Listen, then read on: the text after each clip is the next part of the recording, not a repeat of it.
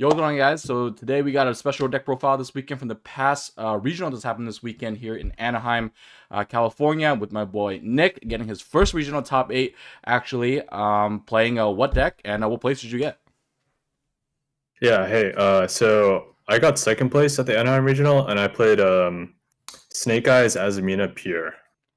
Okay, cool. And why did you decide to play this deck over the other versions, like the Fire King variant or Fiendsmith, for example? Um, Probably the biggest thing I wanted to do was play Dominus Impulse, and that was kind of like the main reason why I chose to play the Pure version over like any kind of Fiendsmith engine. And then in terms of like addressing the Fire King version, I just didn't want to play a deck that relied so much on like including bricks in the deck. And for that reason, like I thought Pure was the best, even though it does have some bricks. I still think it is the most consistent version of the deck. Okay, cool. Sounds good. So before we get into the profile, do you guys, or do you have any shoutouts? Just shout out to the council. That's it. All right, for sure. The council. All right, cool. Let's go ahead and get into your profile. Okay, yeah. I think the Snake Eyes engine is probably standard amongst like almost all versions, except maybe the Fire King. So I just played one Poplar, one Ash, played two Oak. I think two Oak is actually very, very important, especially in the grind game, because a lot of times you're just filtering through your first Oak on turn one, and because I don't play like cards like Sunlight Wolf, it's kind of hard to start like recycling the Oaks, especially if they clear like the Flamberge and stuff like that when they're trying to crack your board. And then the two bricks, Flamberge and Big Diabel. And then play three Bonfire, Temple, OSS. That's it for the Snake Eyes part. And then the Witch Engine. I decided not to cut down on any of these. I still think like they're necessary extenders and they're very good, especially bridging into the Azamina engine. I decided to max out on that as well. Yeah, not much to say about that. So, how do you feel about these lists playing one witch? I don't know. I think they may have overcooked. I think Witch is still a great card, and I definitely think that you need to Yeah, play it at three or at least two. There's so many hands where like it's you just open up like one engine piece, and I can't imagine like playing only one Witch and not even seeing a piece of engine. So like I want there to be at least like one way to start my turn, like in every hand at a minimum. yeah, yeah. No, that sounds good. All right. Yeah. Yeah, that's it for the non-engine. Sorry for the engine, and then going on to the non-engine. I played Crossout in this deck, so I have a lot of one-of hand traps. That being Nib, Veiler, and Ogre. I decided to play two DD Crow.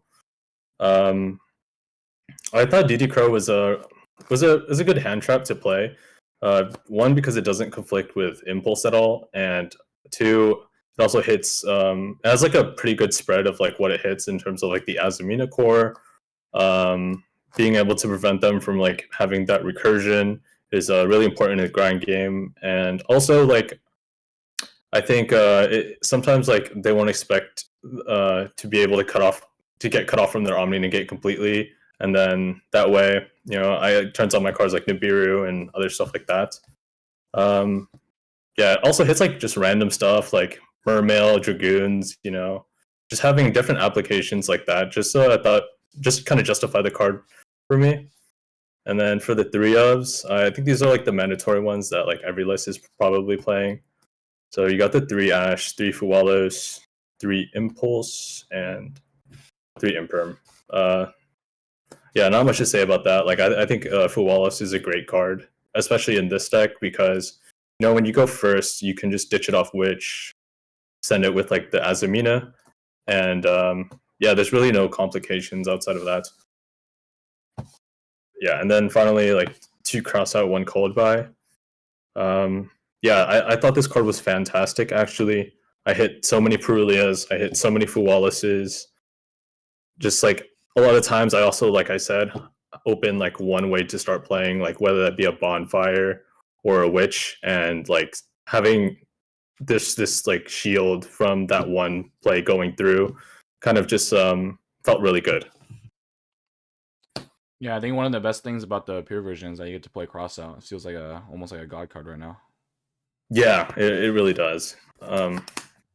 Yeah, it does suck sometimes when you drop going second, but I thought it was just so good that like I gamble that I draw it even when like I won the dice roll. You know.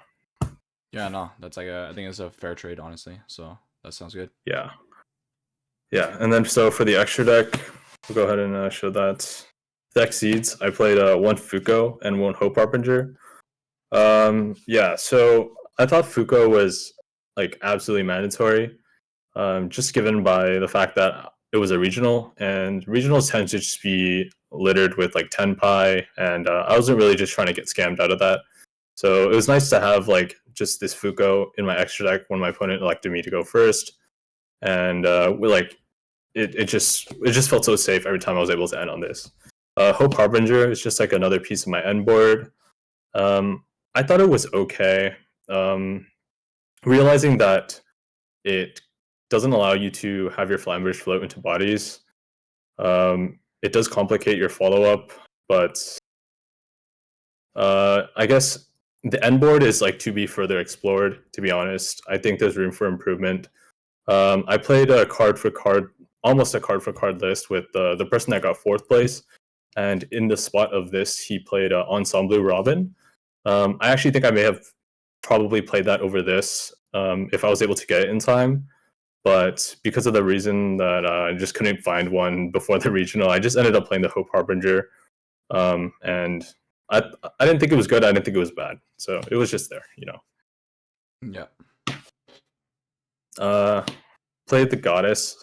So I just wanted a card that can out just Towers cards in general because this deck really just folds to like a Chaos Angel that is just like literally Exodia, and a lot of times like you can even be drawing like millions of cards off Fuwalos, but like you don't have an out. If you don't have an out to the Chaos Angel, you don't have an out to I don't know, just random stuff that is just completely untargetable. It's just really difficult. So just having this as a flex in your extra deck is just really nice.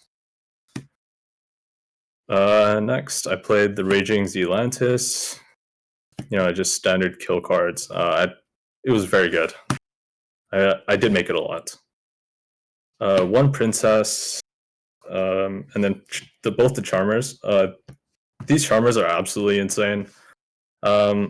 Just being able to steal your opponent's witches with dark, or just being able to bridge into your Snake Eyes engine off like a Ash Blossom in your hand is also phenomenal. Yeah, I think these are all mandatory. The two charmers. I played a Nightmare Phoenix. It was pretty good. I think I summoned it maybe once or twice. And I played two Retail C. I mean, sorry, two SP Little Knight. So basically, I think two was pretty good actually because a lot of times you just use their first one to summon them during your opponent's turn. The second one kind of comes up in a grind game situation when you need to like turn 3 clear something on the board that's like pretty important for follow up or something like that. Maybe like a Caesar on your turn, and then like if you can't kill them, just being able to summon this on their turn on a crackback is also very good. Also, I played one talents in my side deck for thrust, and if I got like Retail Seed on my Azamina card, then being able to like make an SP on my first turn and then having another one to someone on their turn was also very good. Yeah, I thought two SP was very good. And then standard, you know, these guys. Yeah, you gotta play them. It's very good. And then the two new fusions. These cards were phenomenal. A lot of people didn't actually know about the second secret effect of Mu Resiliago, You where gotta if it's tell destroyed, you get you gotta just. tell that story. Oh yeah. I mean, it was just my opponent like forgot that this card had a second effect, and he gammaed it on the search, and because he didn't know, he wasted a gamma, and I was able to still search the Sinful Spells card I was originally trying to get, anyways. So yeah, keep in mind it has that That's second so effect if you crazy. have a gamma, I guess. Yeah. Yeah. No, I also like that you played Um, the second SP because I feel like Retaliating C was like everywhere, and like the second one is like a super like a good punish to playing people playing retaliating. Yeah, yeah. It definitely was very good for that application as well. Yeah, speaking of Retalcy, I also played through Retalcy. You know, we did just say that it was everywhere, but I actually don't think it's like that good. Mm. I mean, it does stop like the Azamina stuff from resolving, but it's just, yeah, I didn't actually think it was that good, because a lot of times, like people, if if they're pretty decent, like they already play around it to the best of their ability before you can actually drop this card, and then yeah, it just kind of felt like super low impact. There was never really a time where it just straight up was just turn ending, and at that point, I guess like another good thing is it serves as a body on your turn, but it's kind of a weird body where you kind of have to like get rid of it on your board as soon as possible too, because it's also a macro for you. Yeah, I don't know if I'd play this moving forward. Uh, second Nibiru for when I go second. Yeah, it's worth noting that I do play Dominus Impulse, so I have to keep in mind that not to let that confliction complicate things with Nibiru. When I'm going first, I put in the third Crossout. 2 thrust, 1 talent. I kind of put this in whether or not I was going first or second, because I think talents is just such a great card. Going first or second, helping you break boards, and if you're going first, just helping you prepare for a potential crack on your board. Yeah, I thought that was just very good. And then more thrust targets for going first. Yeah, I play 2 barrier and 1 DDG. This is just for like the Snake Eyes matchup, and Fire King and whatever else just really kind of relies on Graveyard. This card overperformed. It was crazy. So what do you think about Deep Barrier, people? Well, what's up? yeah, what do you think about people saying that you can just OTK under DDG with Snake Eyes? I'm sure, like, yeah, I mean, like, if I drew 5 pieces of Exodia, like, I win under DGG too. I think it's just like, there's like you literally probably have to draw like a perfect hand for you to do that, and honestly, I don't even know how. Like, I Yeah. would have to think about that. Yeah, for sure, for sure. All right, sounds good. uh, yeah, and then 2D barrier. I just wanted um maximum like protection from getting scanned by Tempai. So that's why instead of just playing 1 for thrust, I wanted to play 2 in case like I wasn't able to get to thrust, or like they didn't resolve a monster effect on my turn. I would just still be able to like potentially hard draw this a little bit more often than I would if I just played 1. 1 skill drain. This card's crazy. It's just broken, and you can just send it off on your turn and then play. But that's not new technology. We've been doing that for a while. Yeah, and then 3 Perulia when I'm going second. Yeah, this card was good when it was put in for a specific matchup, like Tenpai or something. Yeah, that's the list. Just 41 in the main, and then 15-15. All right, perfect. Sounds good. No, I actually really like the deck profile. Congrats again on the top 8. And any last words you want to say? I guess thanks for having me on your channel. Appreciate it. Yeah. All right, for sure. Thank you so much, and I'll see you all next time.